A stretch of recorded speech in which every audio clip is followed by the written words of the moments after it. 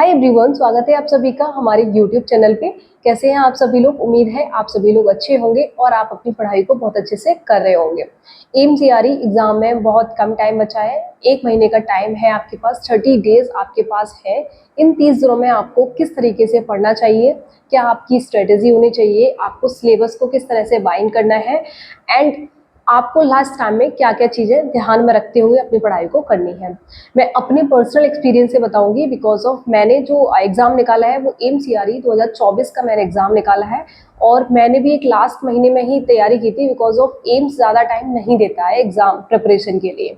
जो स्टूडेंट पहले से पढ़ रहे होते हैं वो 1 महीने में अपना पूरा रिवीजन करके ख़त्म कर लेते हैं, बट जो स्टूडेंट पढ़ाई नहीं कर रहे होते हैं वो एक तभी पढ़ना स्टार्ट करते हैं जब नोटिफिकेशन आता है। तो उनको 1 महीने में कैसे पढ़ाई करनी चाहिए, ये सारी चीज़ें आज की वीडियो में हम डिस्कस करेंगे। इस वीडियो के लिए मुझे बहुत सारे कमेंट्स आ रहे थे कि मैं किस तरीके की वीडियो लेकर आऊँ जिसमें मैं 30 डेज स्टडी प्लान आप सभी को बताऊँ, क्या आपको लास्ट टाइम में करना चाहिए। ये सारी चीज़ें आज की वीडियो में हम देखने वाले हैं। सबसे पहले मैं आपको बताऊंगी स्टूडेंट कौन सी वो मिस्टेक्स करते हैं जिनकी वजह से उनका सिलेक्शन नहीं हो पाता है। लास्ट टाइम में वो सारी मिस्टेक्स आपको अवॉइड करनी है जिससे आप अपनी पढ़ाई को अच्छे से कर पाएँ। मैंने भी वो सारी मिस्टेक्स की थी, आप ना करें, इसलिए मैं आपको कुछ टिप्स देने की कोशिश करूँगी। तो मोस्टली स्टूडेंट क्या करते हैं कि वो अपने सिलेबस को ख़त्म करे जा रहे हैं, एमसीक्यूज़ की भी प्रैक्टिस कर लेते हैं। जैसा कि आपने बहुत सारे यूट्यूब पे देखा होगा कि एमसीक्यूज़ के लिए बहुत सारे टीचर्स एमसीक्यूज़ करा रहे हैं। तो मोस्टली स्टूडेंट क्या करते हैं कि एमसीक्यूज़ को भी पढ़े जा रहे हैं और सिलेबस भी कर लिया है, बट उनका ये रहता है कि वो प्रीवियस ईयर के क्वेश्चंस को नहीं करते हैं। प्रीवियस ईयर के क्वेश्चंस जितने भी पास में आपके एग्जाम्स हुए हैं वो सारे क्वेश्चंस आपको ज़रूर सॉल्व करने हैं।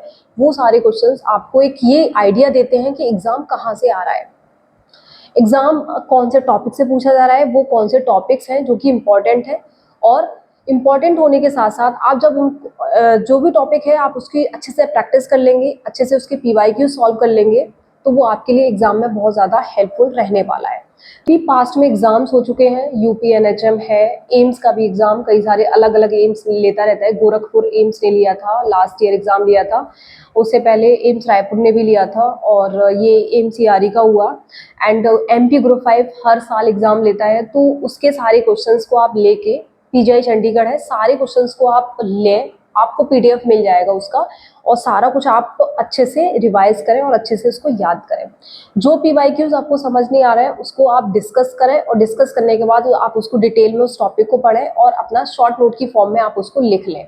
इससे क्या होगा कि जो आपको क्वेश्चन याद नहीं रह पा रहा है वो आप शॉर्ट नोट की फॉर्म में लिख लेंगे, फिर आप उसको बार बार रिवीजन करेंगे तो वो आपको याद हो जाएगा। सेकंड, क्या करते हैं स्टूडेंट मोस्टली कि अगर आप किसी एक यूनिट को पढ़ रहे हैं, लाइक आप हेमेटोलॉजी को पढ़ रहे हैं, तो आप थोड़ी देर पहले हेमेटोलॉजी को पढ़ रहे हैं और थोड़ी देर बाद आप बायोकेमिस्ट्री पढ़ रहे होते हैं, तो ऐसा ना करें।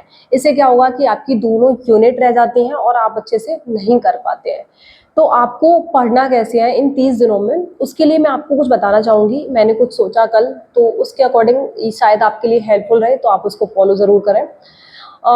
जैसे कि आपकी जितनी भी यूनिट्स हैं आप उनको एक चार्ट पे लिखें, जहाँ आप पढ़ रहे हैं, जहाँ आपकी स्टडी टेबल है वहाँ पे आप चिपका लें। आपको इतनी यूनिट्स कवर करनी है इन 30 दिनों में। उसके बाद आप क्या करेंगे कि जैसे आपको सबसे पहले कौन सी यूनिट उठानी है, आपको मेरे अकॉर्डिंग एक बार में 2 यूनिट आपको उठा के चलना है, क्योंकि टाइम बहुत कम है, हमारे पास 1 महीना है बस। तो आप क्या करेंगे कि आपने हेमेटोलॉजी लिया और बायोकेमिस्ट्री लिया साथ में, तो आप क्या करेंगे कि पर डे के हिसाब से एक छोटी वाली डायरी आती है, जैसा कि मैं करती थी। मैं अपने पर्सनल एक्सपीरियंस से बता रही हूँ, ऐसा बिल्कुल भी नहीं है कि आप अगर आपको अच्छा लगे तो आप फॉलो ज़रूर करें। तो मैं जैसे करती थी, मैंने एक छोटी सी डायरी ली थी, उस पे मैं पर डे का टारगेट सेट करती थी। जैसे कि मैंने सुबह में वो टारगेट बनाया और शाम तक वो मुझे कंप्लीट करना होता था। मैं उसको बनाती थी और शाम तक जैसे जैसे वो कंप्लीट होता चलता था मैं उसमें टिक लगाती चलती थी। तो आप इस तरीके से कर सकते हैं। ये क्या होता है कि एक अंदर से मोटिवेशन देता है कि हमने आज इतना ख़त्म कर लिया। बट आपको प्रोडक्टिव पढ़ना है, ऐसा नहीं है कि आप उसको पढ़े और आपने टिक कर लिया, शाम तक आपने सोच लिया कि हो गया, ऐसा नहीं करना है।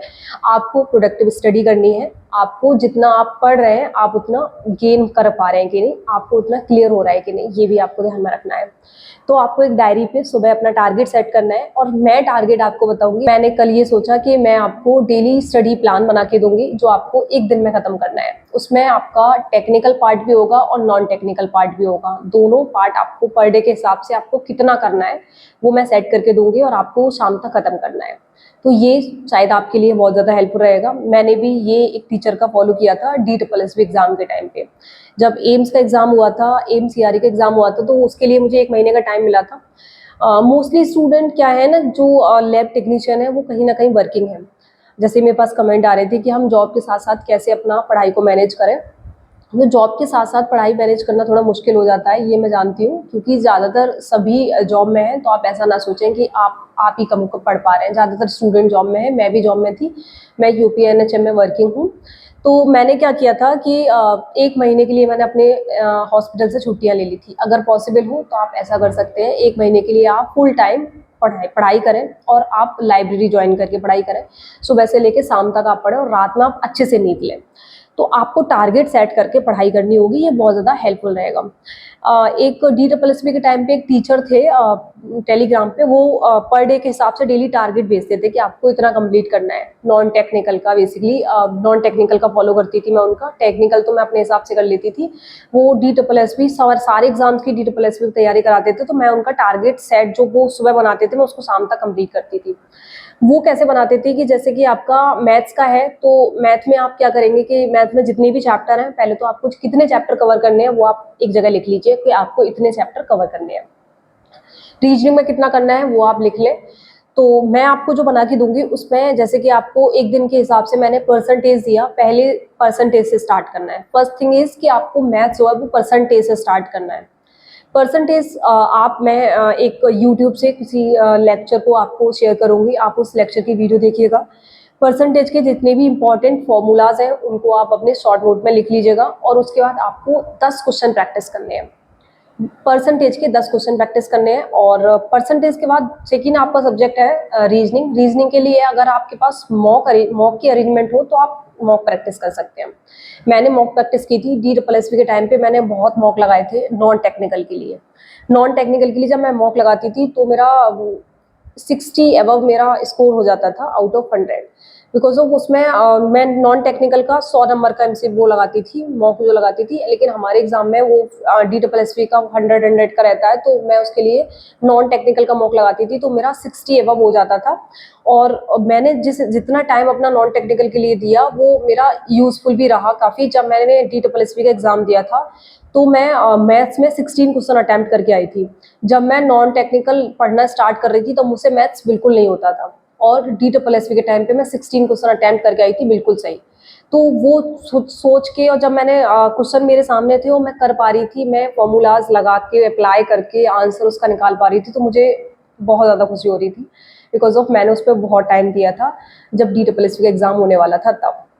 उससे पहले एम्स का एग्जाम दे चुकी थी मैं, उस टाइम भी नॉन टेक्निकल पढ़ रही थी। DSSB के लिए मैं काफ़ी टाइम से पढ़ रही थी। ये एम्स की वैकेंसी तो जल्दी जल्दी में आ गई थी जैन में, तो उसके लिए फिर स्विच कर लिया था। तो आप इस तरह से अपने नॉन टेक्निकल को साथ में कवर करें। आपको उसके लिए इंग्लिश पढ़ने की ज़रूरत नहीं है, बिकॉज ऑफ इंग्लिश में जो पूछा था वो आसान था, वो कर पा रहे थे स्टूडेंट। आप भी कर सकते हैं, हिंदी भी कर सकते हैं। कंप्यूटर आप पढ़िएगा और दूसरा आप मैथ्स कवर करिएगा। जीके भी ये है कि आप जीके में कितना पढ़ेंगे वो भी अंदाजा नहीं लगा सकते, तो जीके करना भी वेस्ट रहेगा। तो आप मैथ्स कर लीजिए। मैथ्स के अगर 5 से 6 क्वेश्चन भी आ जाते हैं तो आप उनको ईजिली अटैम्प्ट कर सकते हैं। दूसरा, हम अपने सब्जेक्ट की बात करते हैं, तो सब्जेक्ट में जितने भी यूनिट्स हैं आप उन यूनिट्स को लिखें। उसके बाद हम 2 यूनिट्स को साथ में लेके चलेंगे। जैसे हेमेटोलॉजी लिया, बायोकेमिस्ट्री लिया, उसके मैं टॉपिक्स आपको दूंगी।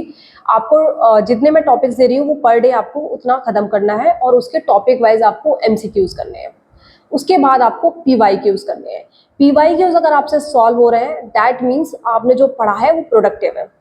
प्रोडक्टिव होना बहुत ज़रूरी है गाइज। एक्चुअली क्या है ना कि अगर PYQs आप सॉल्व नहीं कर पा रहे हैं, इसका ये मतलब है कि आपने वो सुपरफिशियली पढ़ लिया, आपने अच्छे से पढ़ा नहीं, तो आपकी यूनिट वो कंप्लीट नहीं हो पाएगी। तो आपको ऐसा करना है कि आपको उसके PYQs लगा के ज़रूर देख लेना है कि आप अटैम्प्ट कर पा रहे हैं कि नहीं। तो सबसे पहले सारी यूनिट से इंपॉर्टेंट टॉपिक को मार्क करना है।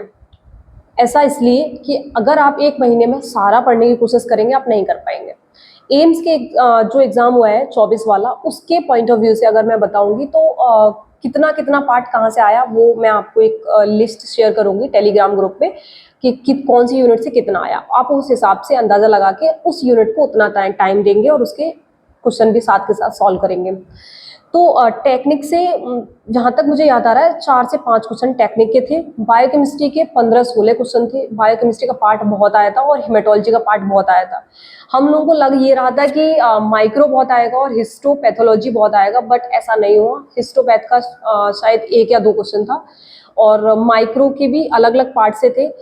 इम्यूनो के 3 से 4 क्वेश्चन थे और जनरल माइक्रो से भी था और एक लेबोरेटरी मैनेजमेंट होता है 2 क्वेश्चन उससे भी थे, ग्लासवेयर के, तो वो उसमें आता है। तो ये सारा कितना क्वेश्चन कितना आया वो मैं आपको लिख के एक चार्ट बना के आपको शेयर करूंगी ग्रुप में, तो आप उसको देख के अपनी प्रैक्टिस करें। तो आप इस तरीके से पढ़ाई कर सकते हैं और मैं आपके लिए टेलीग्राम पे कल से ये चीज़ सेंड करूंगी, मॉर्निंग में सेंड करूंगी और आप शाम को उसको फिनिश करके उसके सारे क्वेश्चंस को अटेम्प्ट करके आप मुझे मैसेज करेंगे कि आपका कितना पार्ट हुआ और कितना आपने प्रोडक्टिव किया। मुझे बहुत अच्छा लगेगा अगर आपकी हेल्प मेरी वजह से हो पाएगी, आप एग्ज़ाम को क्वालिफाई कर पाएंगे। और वैकेंसी बहुत अच्छी है गाइज, अगर आप 1 महीने भी मेहनत कर लेंगे तो आपका डेफिनेटली इसमें सिलेक्शन हो जाएगा। उसका रीज़न ये है कि मेरा पर्सनल एक्सपीरियंस है, मैंने भी लैब्स के काफ़ी एग्ज़ाम दिए और मैं उनमें बॉर्डर पे रह जाती थी। मैं जनरल कैटेगरी में हूँ तो मेरा क्या रहता था, 1-2 नंबर से रहता था। ICMR मेरा रह गया, PGI चंडीगढ़ भी मेरा 2-4 नंबर से छूट गया था। ICMR मेरा 1 नंबर, जो NIMR मलेरिया वाला हुआ था वो मेरा 1 नंबर से छूटा था। और एक सफदरजंग का भी एग्ज़ाम हुआ था, वो भी काफ़ी अच्छा था लेकिन नहीं रह हो पाया उसमें। तो उसका रीज़न ये होता था कि नंबर ऑफ़ वैकेंसी बहुत कम रहती थी और जैसे ही इसमें आया तो मेरा उसमें हो गया, वैकेंसी ज़्यादा थी इसलिए। ऐसा नहीं है कि सिलेक्शन नहीं हो पाएगा, डेफिनेटली अगर आप अच्छे से पढ़ेंगे, प्रोडक्टिवली आप पढ़ेंगे तो आपका सिलेक्शन होगा इस एग्ज़ाम में। टफ आता है बट सबके लिए टफ आता है, आप इस चीज़ को दिमाग से निकाल दें कि टफ आता है, टेक्निक आएंगी तो हम उसको कैसे कवर करेंगे, आप ये सारी चीज़ें हटा दें। टेक्निक कौन कौन सी पढ़ लीजिएगा वो भी मैं आपको बता दूंगी, तो आप उसके अकॉर्डिंग तैयारी करना शुरू करें। बहुत सारे टीचर्स हैं जो यूट्यूब पे PYQs की वीडियोस डालते रहते हैं, आप कंटिन्यू सारी चीज़ें करें, टॉपिक वाइज क्विज लगाएं और आप PYQ ज़रूर सॉल्व करें। PYQs पे आपको मेनली फोकस करना है। तो ये सारी चीज़ें आप करके एग्ज़ाम को क्वालिफाई कर सकते हैं। सीरियसली पढ़ें, ठीक है। और मेरे टेलीग्राम चैनल को ज्वाइन कर लें जिससे कि आप जो मैं आपको रूटीन शेयर करूँगी वो आपके लिए हेल्पफुल रहेगा। वीडियो अगर आपको अच्छी लगती है तो आप अपने जितने भी आपके फ्रेंड्स तैयारी कर रहे हैं आप उनको शेयर करें, हो सकता है वो उनके लिए भी हेल्पफुल रहे। हमारे चैनल को सब्सक्राइब करें, आगे भी नई वीडियो आती रहेंगी और मुझे कमेंट करके ज़रूर बताएं कि आपको वीडियो कैसी लगी और आपको नेक्स्ट वीडियो किस टॉपिक पे चाहिए। Thank you very much.